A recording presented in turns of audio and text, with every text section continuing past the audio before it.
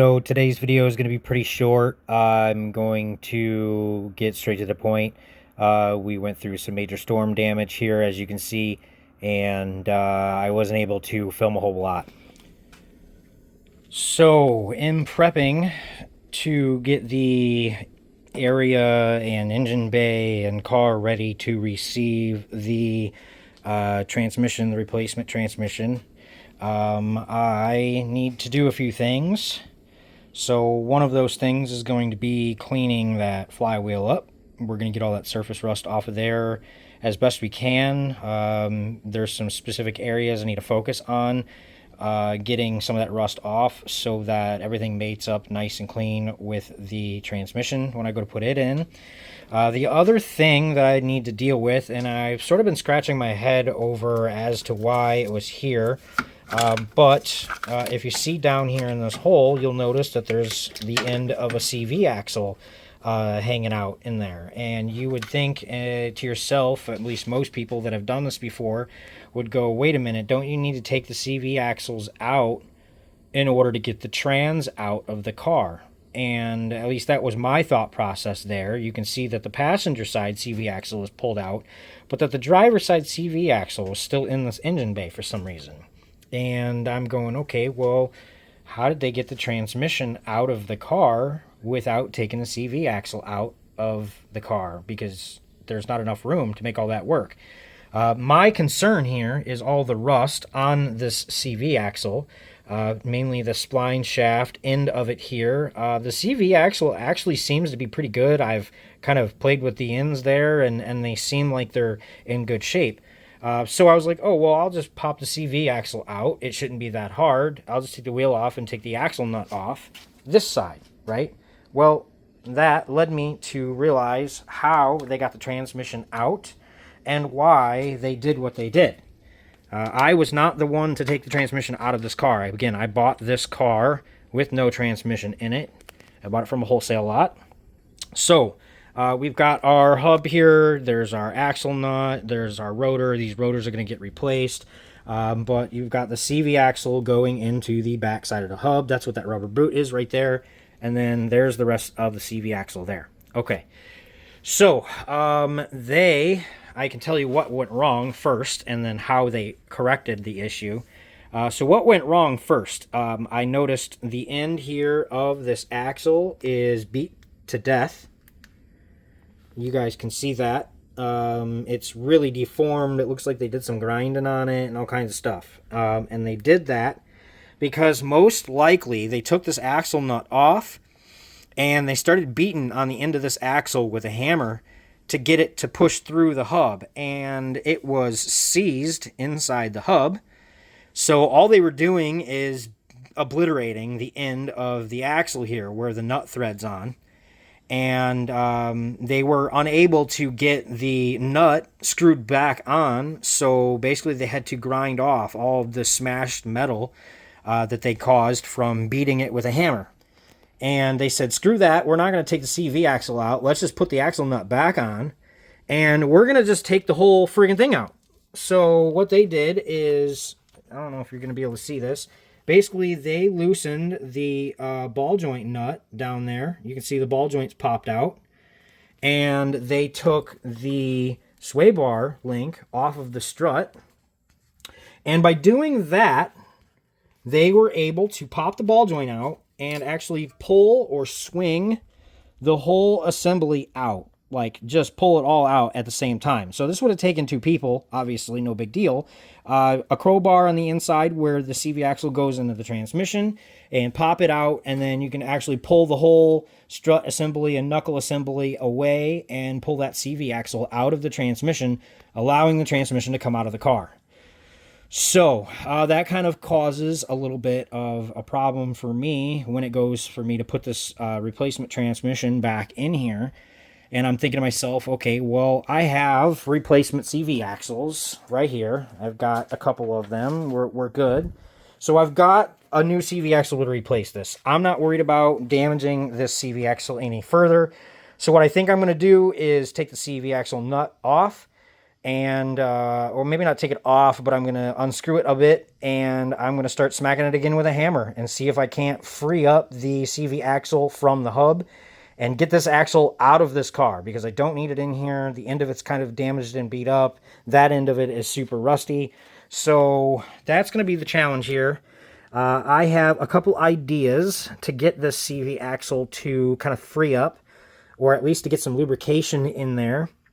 Number one is spraying, obviously, in the backside of the nut to get some lubrication there into the spline area. So when I take that nut off, I'll be able to spray a little bit more PB Blaster in there. The next step would be to remove the rotor completely to kind of access the whole hub and spindle, but I don't think I need to do that yet.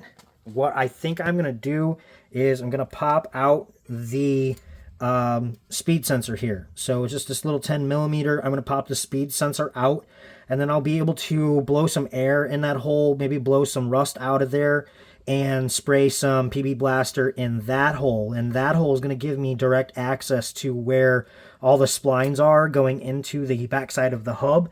So I can get some lubrication going down in there on the backside as well. Basically just going to get as much PB Blaster in here as I can to kind of lubricate those splines, and hopefully be able to pop this thing out of this hub. So I want to get the speed sensor here out of the hub, and I'm not going to just immediately start cranking on it, because 9 out of 10 times this little 10 millimeter bolt right here is really rusty and most likely going to snap off, and that's the last thing I want to deal with right now. So we're going to get it wet, let it sit for a second, and we will be right back after it's been sitting for a second to try cracking that guy loose. It might come out easy, it might come out hard. Hopefully this one comes out nice and easy and I don't have to fight it. But that is a super important one you want to be very careful with. You don't want to just put an impact on it, because it's going to snap off if it's rusted into that hole. And now you're into a really big mess. Okay, so it's been sitting for a second. It's been soaking. We're going to hopefully... Oh, that actually came out really nice and easy. Holy crap. Wow, that like never happens. Oh. Oh yeah, no, it's coming out super easy. Wow, that like never happens. Okay, I'm cool with that. I'm very cool with that. Okay, let's see if we can... Oh man, oh yeah, wow, that like never happens. Okay, so we got that screw out of there. That's actually in great shape, not rusty as much as I thought anyway. So the next thing you're going to need to be very careful about, don't just start yanking on this sensor. I like taking a pair of pliers. I actually have these awesome little channel lock pliers. They are kind of adjustable here, so I can make the mouth bigger. What I'm going to do is reach in there, and oh, this is already a little loose too. And basically we're just going to kind of wiggle it back and forth. See if we can free it up. There it goes. And it's going to pop out of that hole. There we go. Speed sensor is out of the hole. Now, when I go to reinstall this, I'm going to get this all cleaned back up and everything. But now that I have the speed sensor out of there, you can see down in that hole, we have access to be able to spray in there and get some lubrication. Oh, yeah.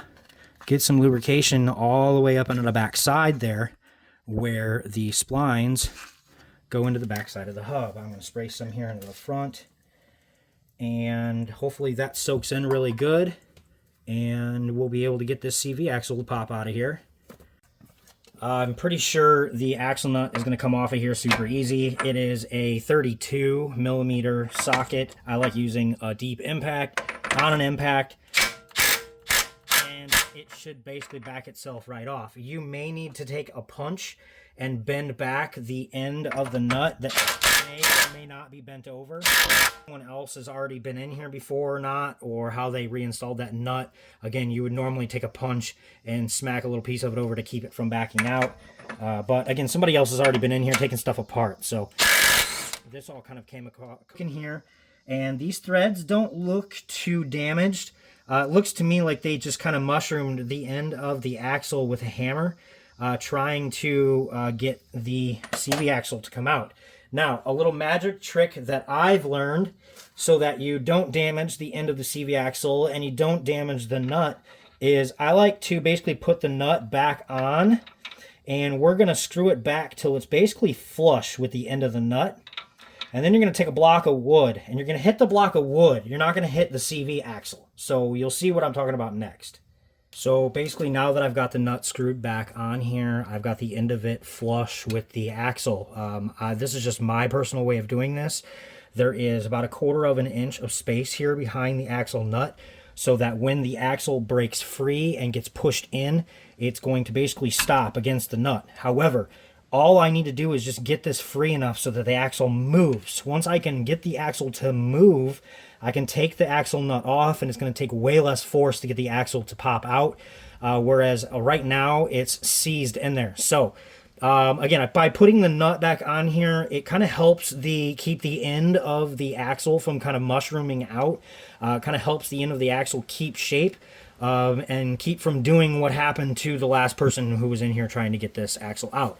The next thing, we're going to take a big block of wood, and that big block of wood should fit in between all of your studs. If you've got a 4x4 block of wood, hang on, I got to take all these lug nuts off here. Okay, and you'll see, there we go. You'll be able to take your 4x4 block of wood, and it'll sit nicely there on the end of the axle, right? Okay, now the next step, sledgehammer. This isn't the biggest sledgehammer I have, but it is a big sledgehammer. You're going to basically take that sledgehammer and you're going to smack the end of the block of wood. And by doing that, it is softly smacking that CV axle loose. All we need to do is get it to break loose a little bit. And once I can see that it had gone in a little bit, I know that we've basically broken it free.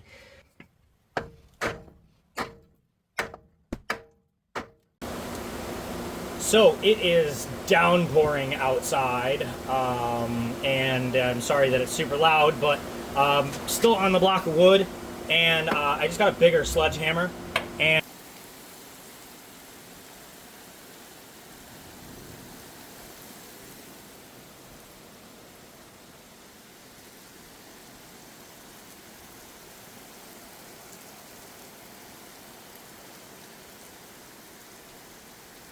I did get the axle to move. So basically you just start backing the axle nut off just a little bit at a time, and kind of give it a little bit more space to move in, and we're just going to give it a couple more whacks, and it moves it in a little bit more, and then you'll be able to loosen that nut up a little bit more.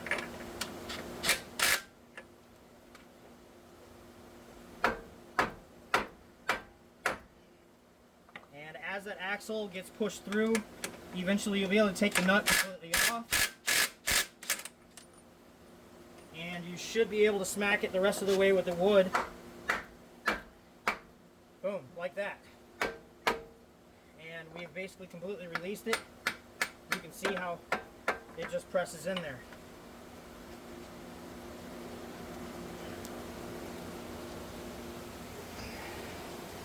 So there's the splines there. You can see there's the splines where the axle comes through, and that's what got seized up. So I didn't beat the crap out of the end of the axle. Again, somebody else did, but that is how I saved basically a bad situation from happening or being worse there. Again, these rotors will get replaced. This car hasn't been driven, it's been sitting for a while, so I just want to get the CV axle out of here. So that when I go to put everything back together, I put the trans back in here, it's not in the way. It's easier to put the CV axle in after the transmission's in than try to put the CV axle into the transmission while it's just a pain in the butt. You can see there, that's the spline where the CV axle comes through the hub.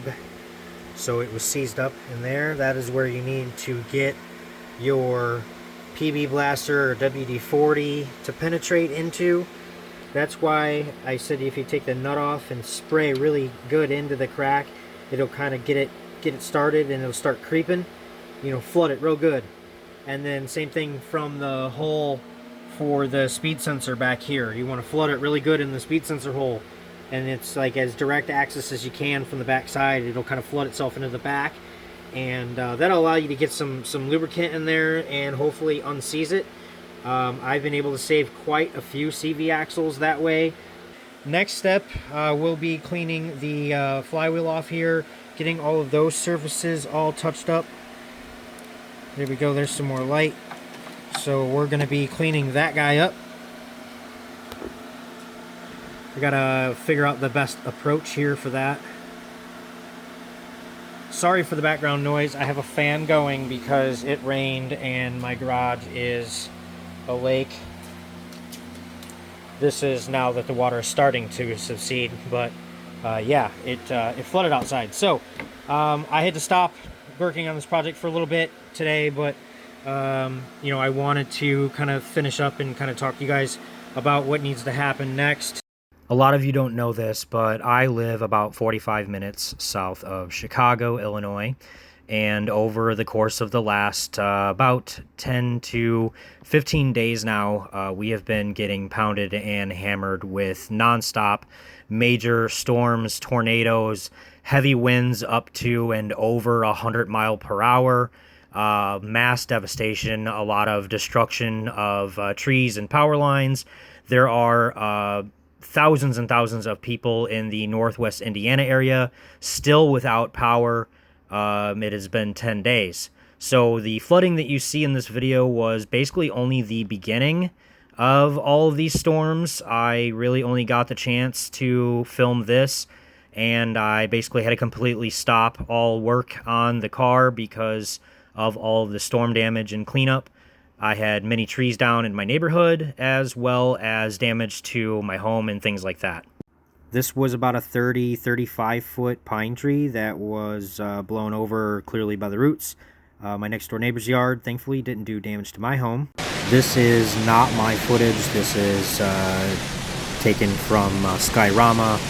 Andrew Pritchard here looks like was the filmer. But I wanted to give you guys an idea of what this storm looked like. 4 of these back-to-back in just a matter of days went through my neighborhood and surrounding areas and caused some serious destruction. Northwest Indiana, like the Gary area specifically, is still without power. It has been going on now 11 days, and those people have not had power. There were major places in Indiana that were under many feet of water due to flooding in those areas. Thankfully, my neighborhood was just trees down, some power lines down, nothing too extreme as far as destruction, but it definitely uprooted a lot of trees and caused lots of power outages and issues with flooding, as you've seen going on in my garage earlier in this video. So with these storms, I've been a little bit behind getting content out, but more coming soon.